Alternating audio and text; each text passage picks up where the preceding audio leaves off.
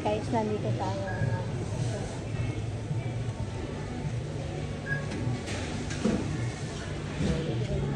Ayan, si Daddy nandoon.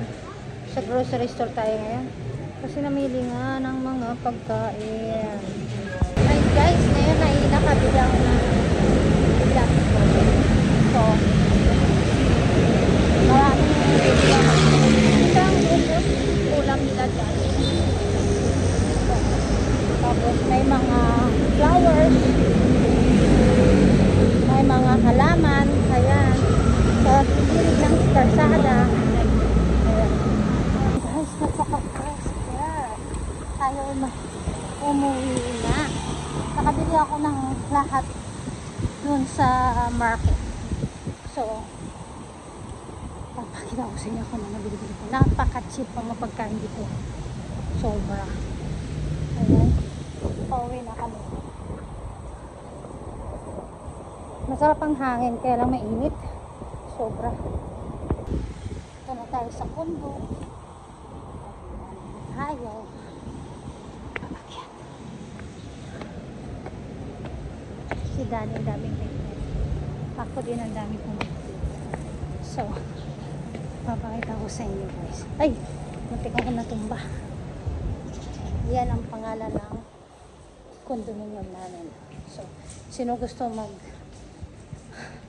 bibili ng kondo, itong pinaka the best. Ayan ang lobby nila. Ito rin ang pinaka lobby. Ayan din. Sakay tayo. Elevator. Ayun. Pag-akit natin. Elevator na. So, tingnan nyo. Dito tayo ngayon sumakay. Kasi, nasa 30. Show the view. 30. Ayan.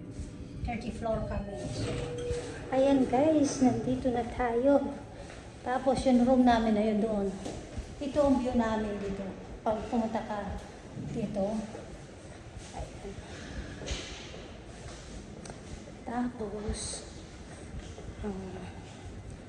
condo namin is right there. Pagpasok mo, ayan na. Oh, ang sarap ng hangin kasi binuksan ko yun, ano. Sarap ng hangin guys. So, good for today. Papakita ko sa inyo ng bibili ko.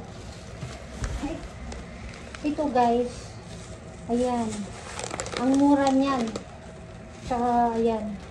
Bumili ako. Lahat nito guys, nabili ko lang siya ng 100 baht. So, sa pera sa atin is 110 o 120 pesos. Lahat na yan. Lahat na yan is 120 pesos. So, ganito ka-cheap dito guys. Tapos yan, may ulam pa. Yan ang nabili ko doon kanina. Itlog. Tapos may ano. So, siyempre may dessert ako yan. Cheese at saka corn. So, ayan, nakita ko lang po sa inyo ang aking namili sa halagang 120 pesos. So, 110 pesos lang. Ganyan kamura dito sa Thailand. So, guys, alam mo itong lansones, napakamura. Sa dami ko nang kinain. Halaga lang 35 pesos. So, ganyan ka-cheap ang Thailand.